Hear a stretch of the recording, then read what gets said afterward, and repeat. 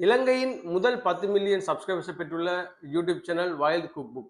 அந்த யூடியூப் சேனலின் சொந்தக்காரன் தான் சரித் என் சில்வா. இன்னைக்கு இந்த வீடியோவில் வந்து நாங்கள் சரித் என் சில்வா பற்றிய நிறைய சுவாரஸ்யமான தகவலை இந்த வீடியோவில் வந்து நாங்கள் பார்க்க போகிறோம்.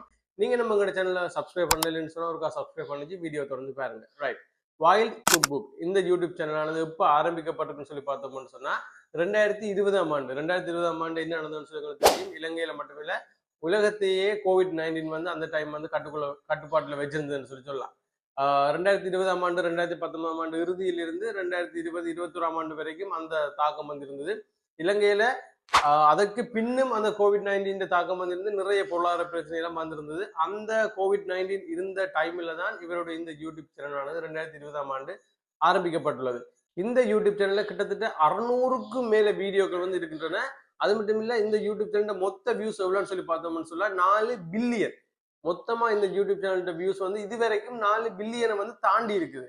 அந்த அளவு ஒரு பெரிய ஒரு யூடியூப் சேனல் 10 மில்லியன் சப்ஸ்கிரைபர்ஸை பெற்று டைமண்ட் பிளே பட்டன் வந்து இலங்கைக்கு கொண்டு வந்திருக்காங்க. இலங்கையில் இருக்கிற முதலாவது யூடியூப் சேனல், இலங்கைக்கு வந்திருக்கிற முதலாவது டைமண்ட் பிளே பட்டன் எதுக்குன்னு சொல்லி பார்த்தோம்னு சொன்னா இந்த வைல்ட் குக் புக் யூடியூப் சேனலுக்கு தான். இந்த சரித் என் சில்வாட முன்னம் ஏர்லி லைஃபை பார்த்தோம்னு சொன்னா அவர் வந்து படிச்சு முடிச்சுட்டு அதுக்கு பிறகு அவரோட உயர்கல்விக்காக எந்த துறையை வந்து அவர் செலக்ட் பண்ணிருக்கேன்னு சொல்லி பார்த்தோம்னு சொன்னா இந்த சமையல் குக், இந்த சமையல் சம்பந்தமான துறையை தான் அவர் செலக்ட் பண்ணியிருக்கிறார் அவருடைய உயர்கல்விக்காக.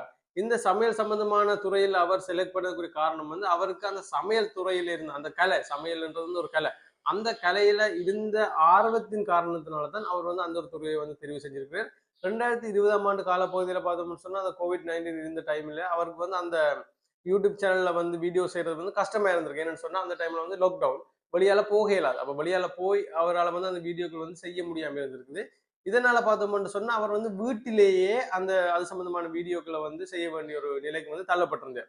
ஆனா பார்த்தோம்னு சொன்னா அந்த டைம்ல வந்து டிக்டாக் வந்து கொஞ்சம் ஃபேமஸா இருந்திருக்கு. ஏன்னு சொன்னா அந்த கோவிட் அந்த பீரியடுக்குள்ள பெரிய பெரிய டிக்டாக்ல எல்லாம் நிறைய பேர் வந்து ஃபேமஸா வந்தாங்க. நிறைய பேர் வந்து பெரிய பெரிய செல்வந்தர்களாலும் வந்தாங்க அந்த COVID-19 பீரியடுக்குள்ள டிக்டாக் செஞ்சவங்க. அப்ப இவரும் அதே டைம்ல தான் இந்த டிக்டாக் என்ற விஷயத்துக்குள்ள வாரு.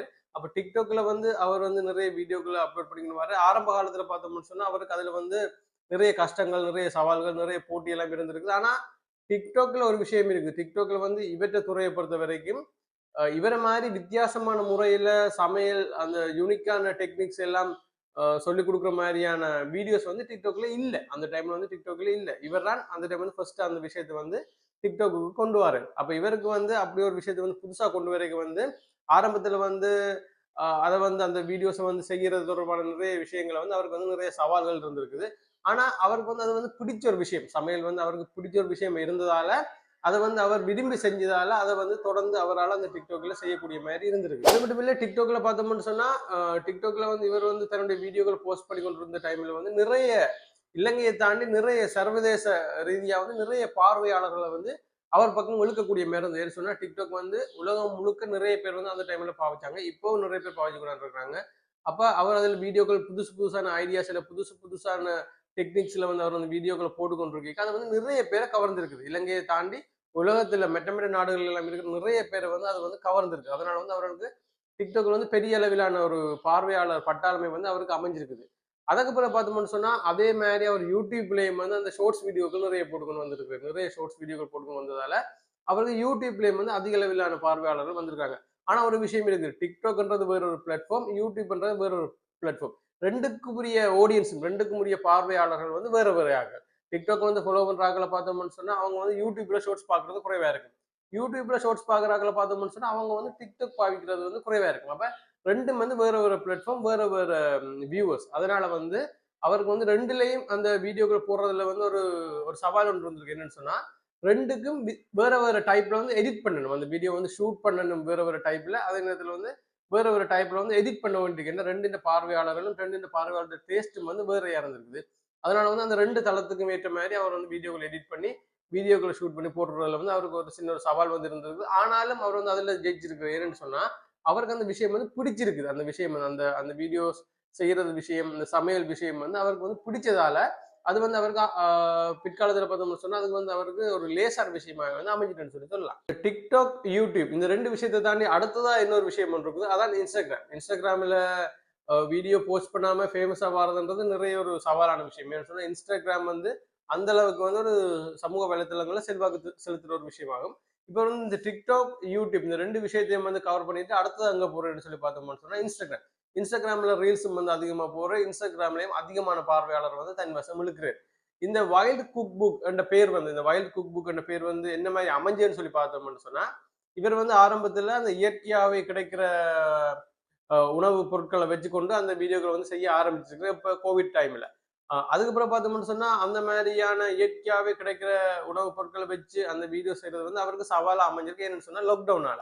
ஆனாலும் அவருக்கு அந்த வைல்ட் குக் புக் என்ற பெயர் வந்து அவருக்கு வந்து பிடிச்சு கொண்டது. அந்த வைல்ட் குக் புக் என்ற பேர் வந்து அவருக்கு வந்து பிடிச்சு கொண்டதால அந்த பேர் வந்து மாத்தாம அதே பேர்லயே வந்து அந்த சேனலை வந்து தொடர்ந்து இருக்கிறேன். இவருடைய வீடியோவில் இருக்கிற ஒரு முக்கியமான ஒரு விஷயம் இவற்றை பெரிய பிளஸ்ன்னு சொல்லலாம். அது என்ன விஷயம் சொன்னா அந்த டெக்னிக்ஸ், அந்த சமையல் குறிப்புகள், அந்த விஷயங்களை வந்து அவர் எங்க இருந்து அவர் பெற்றுக்கொள்றேன்னு சொல்லி பார்த்தோம்னு சொன்னா அதுல பெரும்பாலான விஷயங்கள் வந்து அவருடைய ஓன் கிரியேட்டிவிட்டியா இருக்குது. அவர் வந்து சுயமாய் வந்து அந்த விஷயங்களை வந்து கிரியேட் பண்றது. அந்த ஐடியாஸை வந்து அவர் வந்து கிரியேட் பண்றாரு. அதாவது இன்னென்ன மாதிரியான விஷயங்கள், இன்னென்ன மாதிரியான வாசனை திரவியங்கள், என்னென்ன டெக்னிக்ஸ்ல என்னென்ன முறையில வந்து இந்த சாப்பாடை வந்து செய்யலாம்ன்றதை வந்து அவர் கிரியேட் பண்றாரு. அவர் வந்து அது சம்பந்தமான நிறைய ஆராய்ச்சிகள் ரிசர்ச்சை வந்து செஞ்சு அது சம்பந்தமான நிறைய ப்ராக்டிஸ் அவர் செஞ்சு கொண்டு அதுக்கப்புறம் அந்த சமையல் விஷயத்தை வந்து செஞ்சு பயிற்சி பண்ணி பார்க்குறாரு. அதாவது சக்சஸா வருதான்னு சொல்லி அந்த விஷயங்களை வந்து பயிற்சி பண்ணி பார்த்து அதுல சக்சஸா வர விஷயங்களை வந்து அவர் வந்து வீடியோவா செஞ்சு மெட்டாக்களுக்கு சொல்லிக் கொடுக்குறாரு. அதே நேரத்துல வந்து அந்த வீடியோஸை வச்சுக்கொண்டு பெரிய அளவிலான பார்வையாளர் வந்து தன் வசம் இழுக்கிறார். எல்லாமே வந்து அவர்கிட்ட ஓன் கிரியேட்டிவிட்டியா இருக்குது.